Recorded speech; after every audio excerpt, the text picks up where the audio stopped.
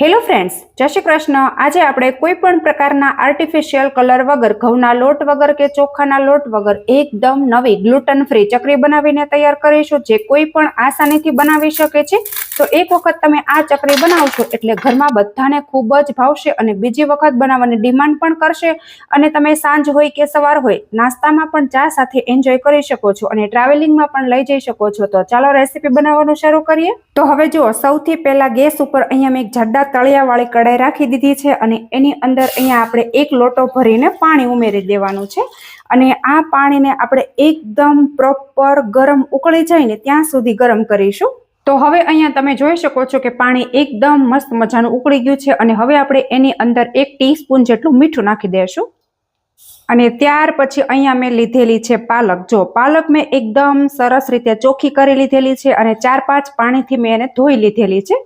જો એકદમ તાજી અને ફ્રેશ છે તો એને આપણે આ પાણીની અંદર ઉમેરી દેશું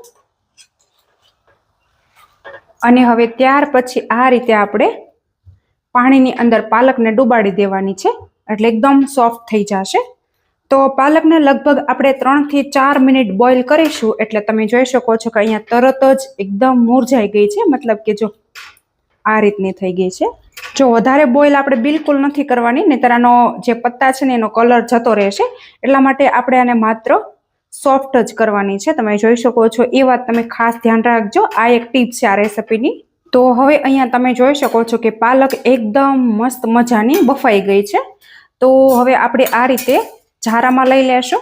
જો આવી રીતે આપણે ઝારામાં લઈ લેવાની છે અને વધારાનું જે પાણી છે ને એને આપણે નિતારી લેશું અને આ રીતનું જાળીવાળું કોઈ પણ વાસણ હોય એની અંદર આપણે કાઢી લેશું અને હવે આ પાલક ઉપર આપણે ઠંડુ પાણી રેડી દેવાનું છે, જેથી કરીને પાલકની જે કુકિંગ પ્રોસેસ હોય ને એ રોકાય છે એટલા માટે। જો ઠંડા પાણીથી મેં એકદમ સરસ મજાની આને ધોઈ લીધેલી છે। તો બસ હવે આ જે પાલક છે ને એની આપણે એકદમ મસ્ત મજાની પેસ્ટ બનાવી લેવાની છે। તો ચાલો હવે આપણે આને મિક્સરમાં નાખી અને પેસ્ટ બનાવી લઈએ। તો અહીંયા મેં પાલકની એકદમ મસ્ત મજાની પેસ્ટ બનાવી લીધી છે, તમે જોઈ શકો છો। અને હવે મેં એક અહીંયા મોટું બાઉલ લીધું છે અને એની અંદર આ રીતને આપણે એક જાળી ગોઠવી દેવાની છે અને આપણે જે બનાવેલી પેસ્ટ છે એ આપણે આની અંદર રેડી દેવાની છે। આપણે ગાળીને જ યુઝ કરવાનો છે, જેથી એની અંદર એક પણ રેસા ના રહે। સ્પેચ્યુલાની મદદથી આ રીતે ગાળી લેશું। જો આ રીતે એકદમ સરસ મજાનું ગળાઈ જાય અને ત્યાર પછી અહીંયા આપણે લેવાનો છે જુવારનો લોટ। તમારી પાસે જુવારનો લોટ ના હોય તો તમે આરામથી સ્કીપ કરી શકો છો અને ઘઉંના લોટનો ઉપયોગ કરી શકો છો, તો ઉમેરી દેશું અને ફરી વખત આપણે બીજું બાઉલ ભરીને પણ ઉમેરી દેશું અને ત્યાર પછી અહીંયા આપણે ટેસ્ટ અકોર્ડિંગ મીઠું ઉમેરી દેવાનું છે અને હવે ત્યાર પછી સાથે જ અહીંયા મેં 2 ટીસ્પૂન જેટલા અજમા લીધેલા છે, તો એ પણ ઉમેરી દેશું।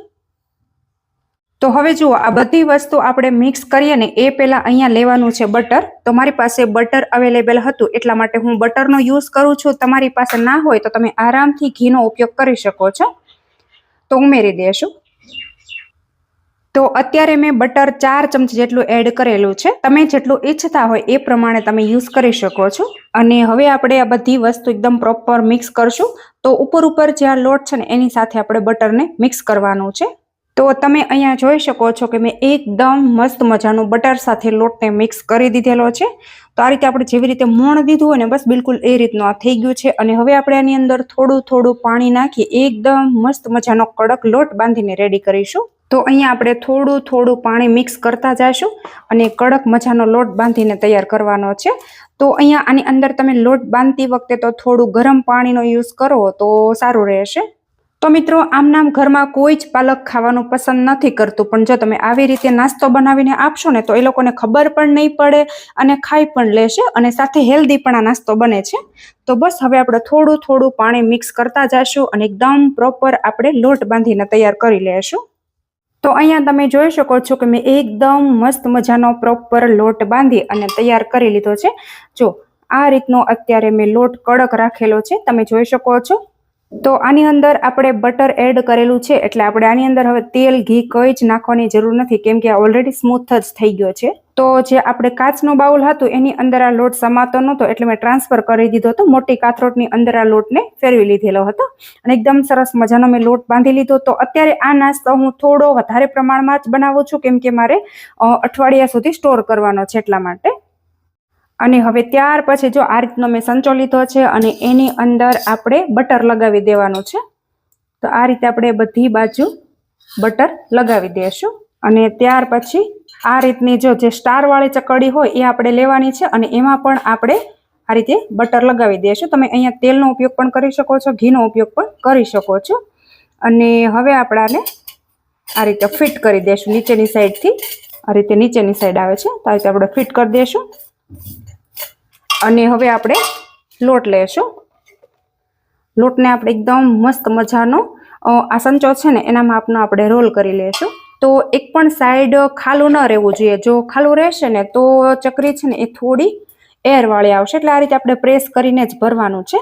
તો તમે જોઈ શકો છો કે જે આપણું પેસ્ટ હતી ને એને મેં ગાળેલી હતી ને એના લીધે એક પણ રેસો નથી આની અંદર. પ્રોપર પેસ્ટ બનીને તૈયાર થયેલી હતી. થોડું પ્રેસ કરીને જ આપણે ભરીશું. અને હવે ત્યાર પછી આપણે આ લેશું અને આ રીતે આપણે ફિટ કરી દઈશું.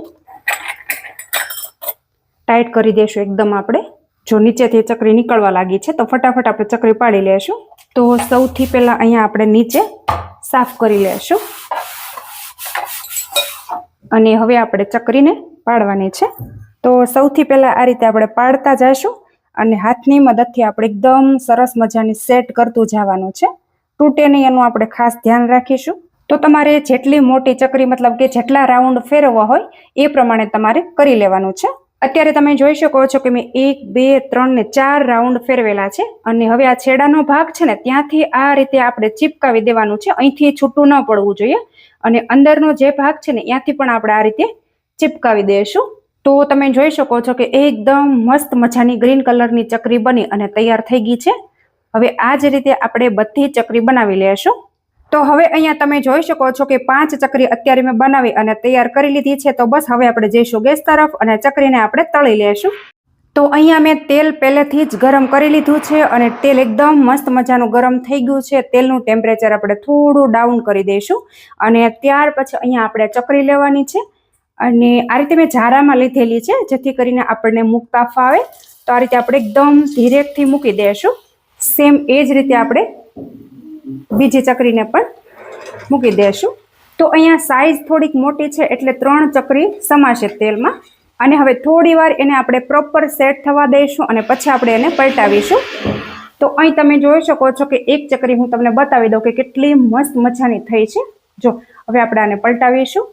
તો ધીરે ધીરે આપણે એ જ રીતે બધી ચકરીને પલટાવી લેવાની છે. તો આરામથી આપણે પલટાવીશું. તૂટી ન જાય એનું આપણે ખાસ ધ્યાન રાખવાનું છે. તો સ્લો ફ્લેમ પર એકદમ ધીરે ધીરે અંદર સુધી તળાઈ જવી જોઈએ. લોટ સહેજ પણ કાચો ન રહેવો જોઈએ મિત્રો. તો જુઓ મિત્રો અહીંયા તમે જોઈ શકો છો કે એકદમ મસ્ત મજાની આપણી ચકરી છે એ તળાઈ ગઈ છે. તો બસ હવે આપણે વધારાનું તેલ નીતારીએ ચકરીને બહાર કાઢી લેશું અને બીજી બચેલી જે ચકરી છે એને પણ આપણે આ જ રીતે તળી લેવાની છે. તો હવે જુઓ અહીંયા મેં બીજો ઘાણ પણ તળાવવા માટે રાખી દીધો છે. જો તો હવે બીજા ઘાણને પણ આપણે તળી લેશું.